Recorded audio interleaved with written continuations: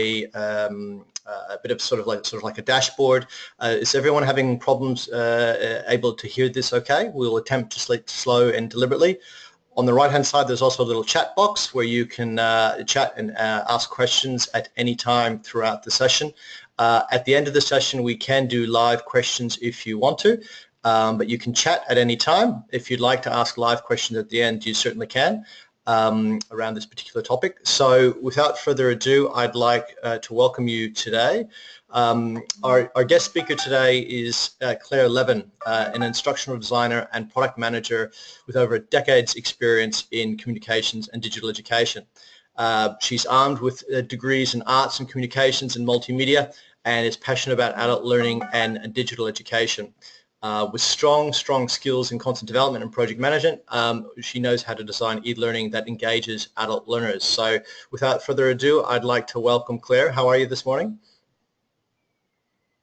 I think your microphone's muted. Claire, is your microphone muted?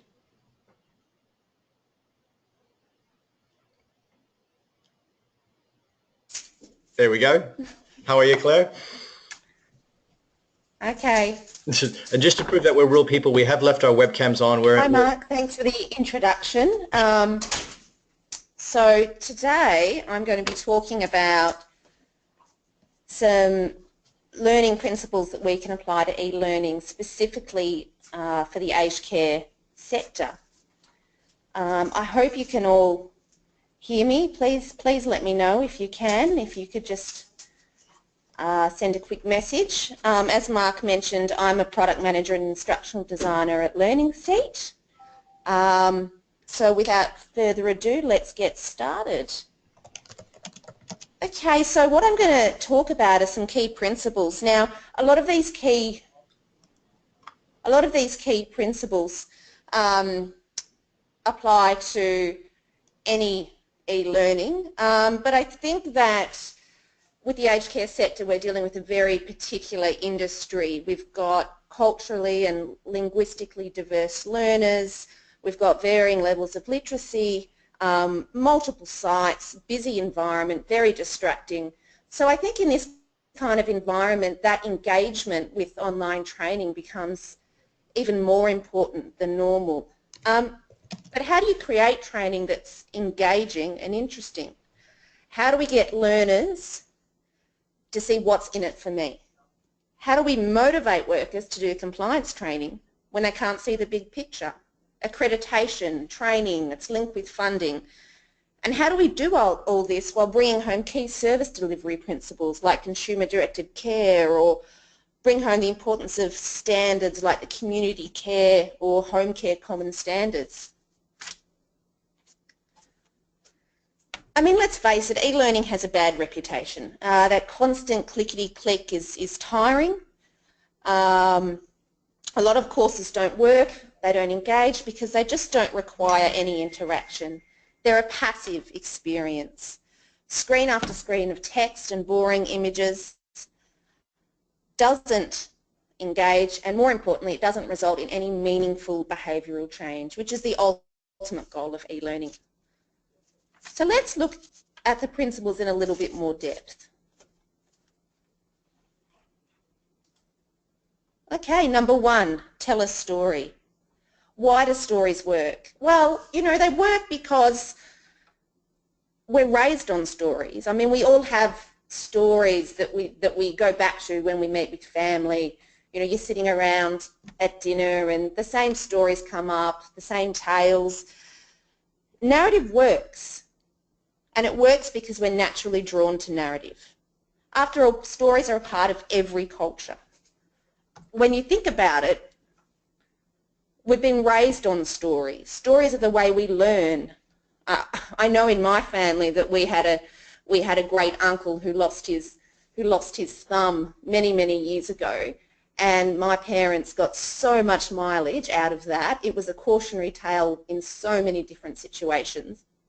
It wasn't until years later that I realised that they just applied that same tale to all sorts of potential catastrophes. So what's the background with stories? Let's look a little bit more deeply. Stories allow us to see something from someone else's perspective.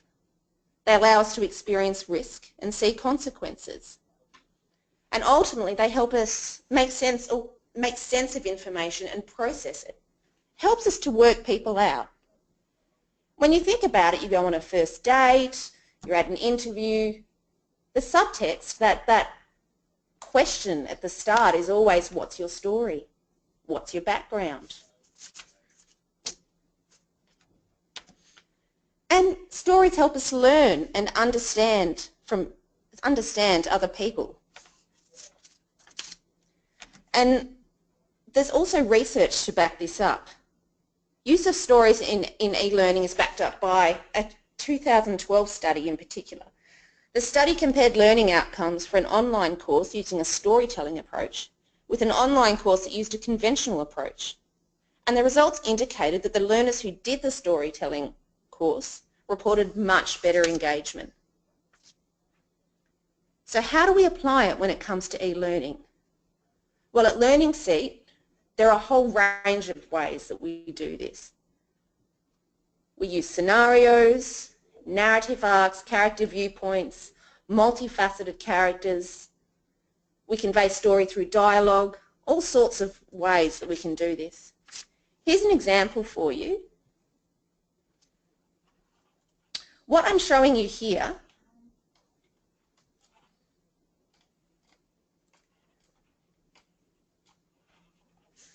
is an LGBTI awareness course for the aged care sector. We did this for ACON. You can see what we've got here is an introductory screen and a story about an LGBTI couple. We've got Brian and Norm. As you can see, we've got a highly emotive story here. And it just sets the scene for learners and it helps them understand some of the sensitive information that's in this course and put a human face to consumer-directed care and LGBTI awareness, how that fits in. Let's move along. Okay, number 2, keep it simple. So this is simple. It's about minimising text, going for simple design and eliminating unnecessary audio. These are hallmarks of Learning Seat's products. Bells and whistles don't necessarily make great e-learning. Immersive learning is terrific, but it needs to be well thought out. Ultimately, it's about the message. We're talking less sizzle, more sausage. And it comes down to cognitive load. The idea of cognitive load is that learners process information via sensory memory, then their working memory, and finally their long-term memory. So intrinsic load is when the working memory is opposed upon by the learning task, i.e. what needs to be achieved, the intrinsic nature of the information. This compares with extraneous load, how the learning is presented. In other words, what we have control over as designers. So any way we can minimise extraneous cognitive load, the better. Here's a really simple everyday example. Listicles. You see it on the internet all the time. 10 ways to make your selfies pop, 6 ways to build your Twitter followers, and they're popular for a reason. They're digestible. Let's look a little bit into the background here. So research has shown that the way to do this, the way to keep things simple, is to avoid extraneous audio, particularly when information is complex. This includes not including narration if it isn't necessary. Avoid extraneous graphics, even to the point of using stock imagery where it's not needed. And avoid extraneous words. One thing we always ask ourselves at Learning Seat when we're designing courses is, does this improve the learning or are we just showing off? It's about function over form. Claire, Mark here, just a quick question. Minimise text, use an uncluttered visual design and eliminate extraneous audio and visuals. Let's see another example. Again, this is the ACON course, the LGBTI awareness training for the aged care sector. What I love about this screen is that it's so simple.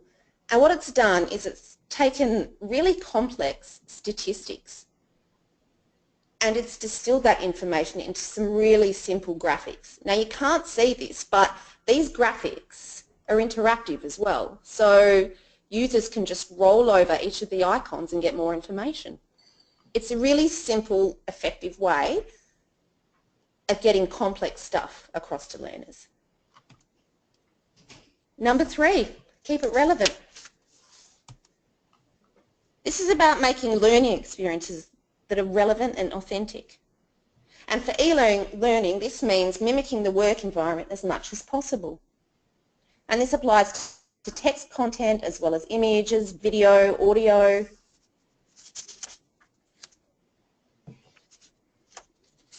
You can even see the importance of relevancy in the 7-20-10 model of workplace learning. You've all probably heard of this. This is about a theory that's found that people learn 70% from tough jobs, 20% from people, mostly their boss, and 10% from courses and reading. So what that tells us is that we need to try and mimic the experiences that people have in everyday life, in their roles, and make our learning as relevant as possible to those situations. And we need to challenge people with relevant tasks, realistic tasks. We need to get inside the minds of our learners through our subject experts.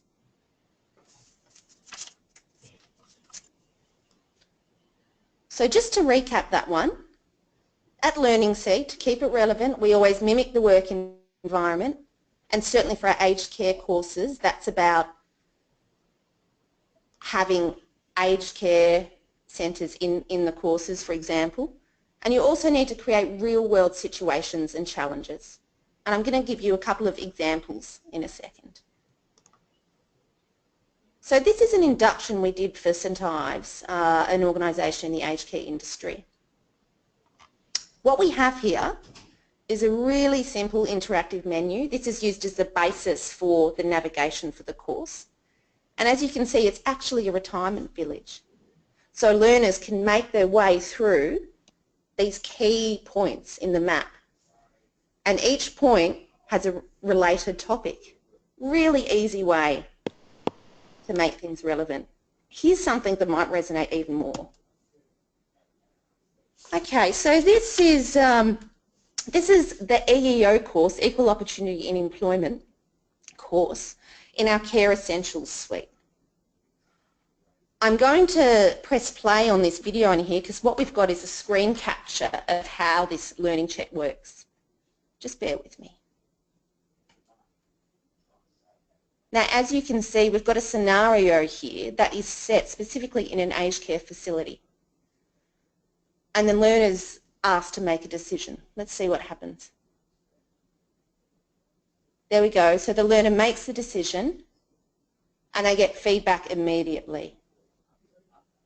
This is really important. It's important to not only get feedback immediately, but to make sure that that feedback is contextualised in terms of the question as well. Let's move along. Fourth principle, make it personal. So look, there's a reason that people can watch videos of kittens all day. I know I can. I have lost hours to the internet watching that. And there's a reason that advertising pulls on the heartstrings. I remember the old campaign with the Nescafe ads back in the 80s about the family getting together over a cup of coffee. And I remember that the ads followed that family as they grew and they developed. And they were so emotional because they pulled on the heartstrings. And what this tells us is that when you touch on the personal, it connects with people. And this is what we always try to do. Now, many e-learning courses are conversions of existing training manuals and policies. And it means that many courses use the same technical or legalistic language. But why put all that impenetrable text on screen? If it wasn't working before, why would it suddenly work on screen? It's about changing the delivery. And one way to do this is to use emotion. To boost this, you encourage reflection, ask learners questions, and have them question their assumptions and reality. So to make it personal, at Learning Seek, I know we steer clear of third person. We use second person wherever possible, so you, and we always use active voice, you will learn. And remember that research shows that people work harder to understand material when they feel they're in a conversation with a partner rather than simply receiving information. That's why keeping things conversational is always a good tactic. And making things personal works because learning is not only about information delivery, but about priming learners for cognitive processing and establishing a relationship with learners. So to recap, at Learning Seek with our courses, one way we try to make them appealing is to be conversational. We use characters and facilitators, and we use emotion. Let's see another example. Again, this is from the ACON course, the LGBTI awareness course. This is an introductory screen. Now we had one of these introductory screens in every section. What I love about this is the imagery. It's such a strong imagery. Research shows that people connect more with human faces. And what's also great about this is not only the picture but the question. How would you feel if someone in your family were given a poor standard of care because of who they are? Immediately, learners can relate what they're consuming with their real lives. It makes them think about their family, their friends, how their practice influences and affects other people, affects their clients. Here's another example. Again, we've got a bit of a screen capture here, so bear with me. This is something we did for VACI RSL Care. It was a particularly emotive course on elder abuse. Let's just play and have a look here. Here we are at the beginning of the course.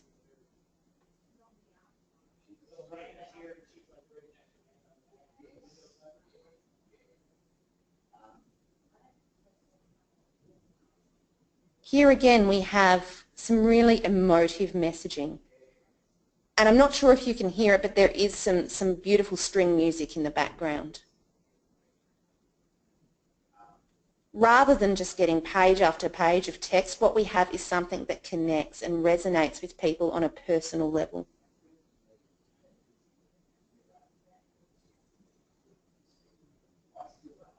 Okay, let's move along.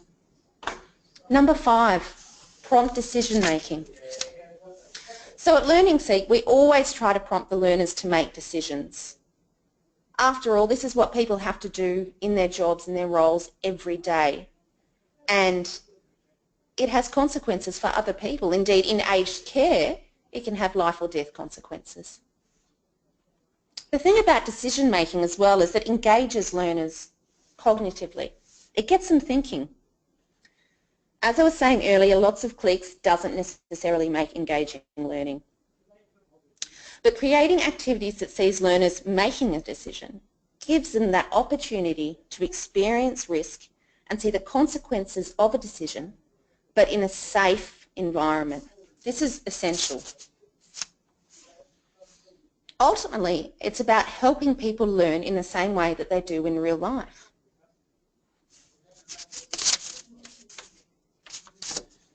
The key things to remember with scenarios in e-learning is that number 1, a character faces a realistic decision and the learner takes on that perspective.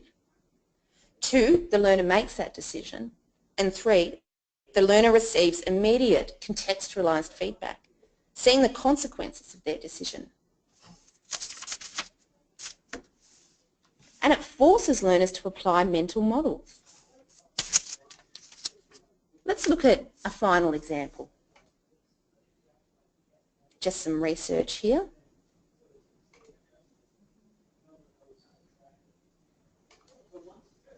Okay, so here's a scenario from the ACON course. Now, in this course, we had a facilitator Here we have Sharon. She's an aged care worker. She's been working in the industry for 15 years. She's a realistic portrayal of someone who would be working in the aged care sector. That was really important to us. So here we have Sharon facing a situation.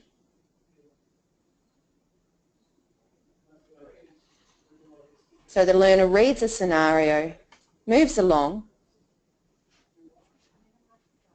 and is asked to place themselves in Sharon's shoes and make a decision. How should Sharon have responded? As you can see, there are 3 different answers here. And at Learning Seek, we don't make these easy because so much is about that grey area. And with this particular scenario, we're talking about how aged care workers communicate with their clients. Really important. So here the learner would make a decision, select their option, and get immediate feedback.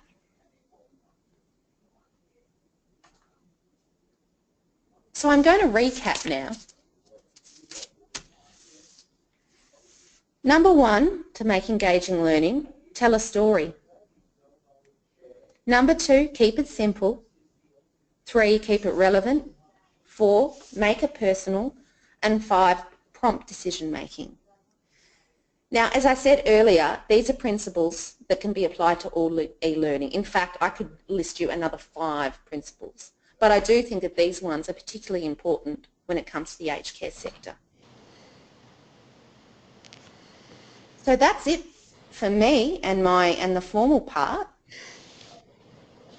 Hi, Claire Mark here. Let's see if we've got any questions. Sorry, Claire, we do have questions. It's Mark here, so thank you very, very much. And I do realise we have quite a few people across different time zones and different continents at the moment. So for those of you that are up incredibly early, thank you very much. From a health and care context perspective, one of the questions that came through from a clinical support nurse is, how do you actually personalise training to large groups with very, very diverse learning needs? So it's obviously one for the audience. Would you tend to split that into separate learning objects, or would you try to perhaps spread your audience a bit wider for each individual course? Sorry, Mark, I missed that. Can you say that one again? How would you personalise training to larger groups of which there's a larger diverse audience? So would you tend to have separate objects for each audience type, or would you try to encapsulate a little bit more a diversity into one course? I think that's a really good question, and it is really, really challenging. I think that instructional designers and with e-learning, I think that there are some universal human truths and values that humans hold, and if you can sort of appeal to those, you can personalise learning. For example, in that ACON course, one of the tactics we used were to appeal to people's feelings around their family. Yep. I hope that's a good answer. Cool. So some other things you hinted about, sort of the engagement factor, and there's some questions here. Do you find there's a difference in content necessary for a casual employee as opposed to a full-time employee? Are you seeing any differences there? Not really. I think because whether you're a full-time employee or a casual employee, and I'm thinking about the aged care sector, you're often faced with the same decisions. Certainly, job roles influences things. So someone who's in sort of a higher, the manager of a facility, probably will get different things from training than someone else, than a personal care attendant, for example. Yep. Okay. So some other questions that are coming through. When you were talking about engagement, you were talking about where you mentioned sort of advertising principles. What I've found is that effectively the 5 sort of key motivators of an Australian audience tends to be time, money, health, family, actualization and actualization. So I guess, are you seeing people actually segmenting their courses into individual groups, or is it kind of still like e-learning as a bit of a catch-all? Generally, it's a bit of a catch-all, but there are ways with e-learning now, for example, using branching, that you can appeal to certain roles. I know that we have a plant safety course, for example, and this doesn't relate to aged care, this is just an example of branching, where at the start of the course, learners select whether they're a manager or not, and based on that selection, they get the learning that fits that persona. Yep. Okay. From a content perspective, one of the questions that sort of came through was in healthcare, not aged care, where you have people that really need to complete lots and lots and lots of modules, particularly around compliance and accreditation. How do you ensure that you keep things sort of focused and no one's sort of left behind? In terms of completing that training? So the question is, how do you keep things short and simple, or is that sort of answering the question while actually asking the question? Staff are required to complete many modules, so how do you keep things short in the e-learning? Okay, I think there are a range of strategies that you can employ. The most important one is making sure that your learning objectives are as clear as possible. At Learning Seat, when we put together courses, the instructional designer will sit down and really nut out what behavioural change we want learners to exhibit on the job when they've finished a course. And that really helps you to streamline the content. And there are other ways, of course, and that just comes down to being creative with language, being conversational with your language, things like that. So I guess some of the stuff we've seen when we've asked other healthcare providers is that we're seeing generally worldwide, from an attention span, from an e-learning perspective, the attention spans used to be hour courses. They've now gone into a standard course, probably about 25 minutes. In a health context, not even so much a care context, in a healthcare context, we're seeing that learning objects need to be almost in time with a clinical handover, which is about the time for a cup of coffee. So the maximum length we're seeing is either half a day for a learning event or something like 7 minutes or less. So something that happens in clinical handover time. So I guess in answering the question is making sure that what you said is make sure you don't try to do too many things in the one learning asset, and making sure that it's effectively less than 10 minutes, but be very clear on what the objectives of those 10 minutes actually are. That's right, and there are technical things you can do too. So providing a bookmarking function, for example, is something really simple you can do, so that, say, someone in healthcare is working behind the main desk, and they're called away, they can bookmark that course and they can come back to it. And there's things like caching as well. I mean, that's getting technical, but there are some technical answers for this kind of thing. Cool. One of the other questions was, what are you finding are the prevalent devices in in health and aged care? Because we don't see a lot of sort of frontline sort of computers. What devices are you seeing many people learning on now? Well, it still tends to be PC, but increasingly we're seeing more tablet use. Smartphones in this sector, I think it's sort of slowly building up, but it's still pretty nascent. I think really PC is still the number one, and closely followed by tablets. Cool. Just sort of going through questions here. So from a are there some strategies that you see is coming through is if you've got managers that don't really want to do an e-learning module, what are some strategies to try to get the staff to actually do an e-learning module?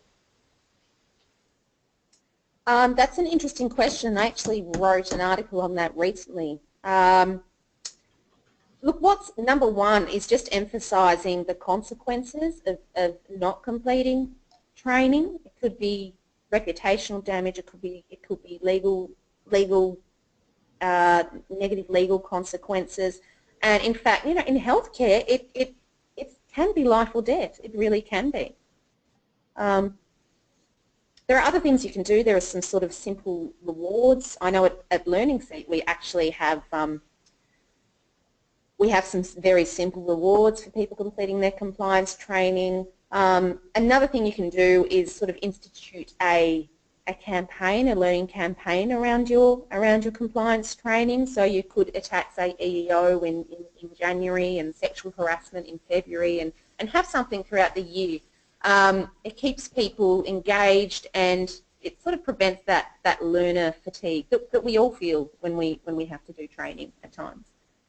Cool. Well, thank you all. We wanted to try to keep this as close to time as possible. For those of you that have any more questions, by all means, feel free to send them through to us. This particular presentation will be, the recording of this will be made available to you within the next sort of 10 minutes to those. And for those that couldn't actually attend, you may send them copies of this as well. So on behalf of sort of HealthXN and Learning Seat and Claire, thank you very, very much for your time.